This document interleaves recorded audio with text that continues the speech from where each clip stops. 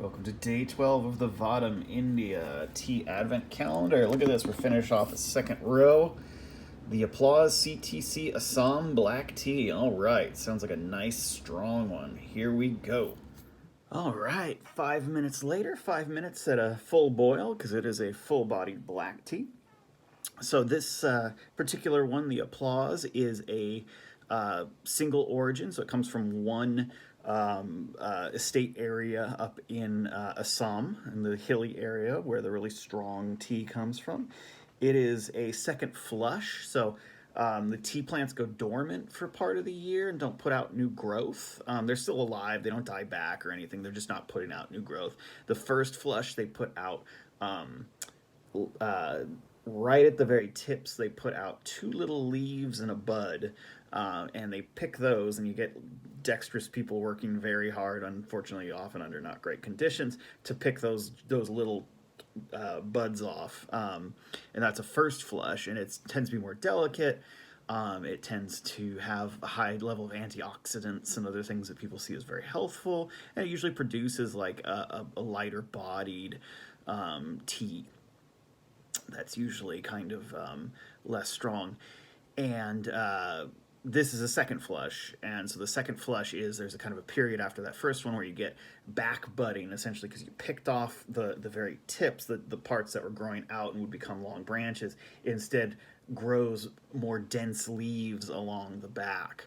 It's a plant kind of adjusting to where it thinks like, oh, someone's eaten off all my little shoots, so I'll back bud and I'll put out all of these new leaves to catch sunlight more efficiently instead of trying to get taller and overshadow other plants. Obviously, plants don't think, blah, blah, blah. I'm a lot of anthropomorphizing there. Anyway, and those ones tend to produce a really caffeine-rich, really dark, really strong tea. And I think I'm stalling because I'm waiting for this to cool because I boiled it so hard. And I've been doing pretty well at not burning my mouth so far. Delightful sort of woody sort of smell. Yeah, it smells like this is not going to be a good one, but Assam teas always smell like mulch to me. They smell like that rich humus, that right, that just the smell of life leaving so that other life can grow, if that makes sense. It's an interesting one. It's not necessarily an entirely pleasant one because it does have to do with decay and stuff, but it's just all the oxidation, right, that smells. But it just gives me this great smell. And this has got a really nice one. The color, it won't be picked up on camera, but it has this beautiful copper hue to it. Wonderful. That nice little bit of astringency that I like. You expect in a Assam. Nice roundness to it. Lots of, the really strong oxidized flavor, which that doesn't sound good, but that really strong, I'm trying to think of how to put that flavor.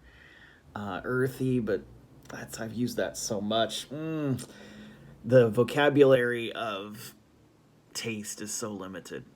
And it's all just comparisons, right? There's like a few basic categories that we can agree on, and then everything else is just like, well, you have to have had the same things I've had and experienced them the same way I've experienced them.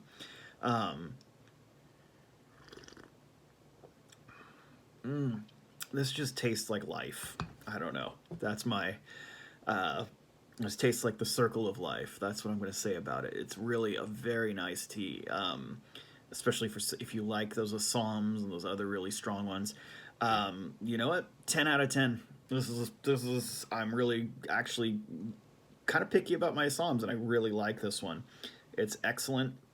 That's what you get when you get a really good single source tea. You can really kind of get the character of it. It's not muddied by kind of different things. Blends are wonderful. They have a place, but it's really nice to see an example of one specific leaf really nicely showcased. So 10 out of 10. Highly recommend.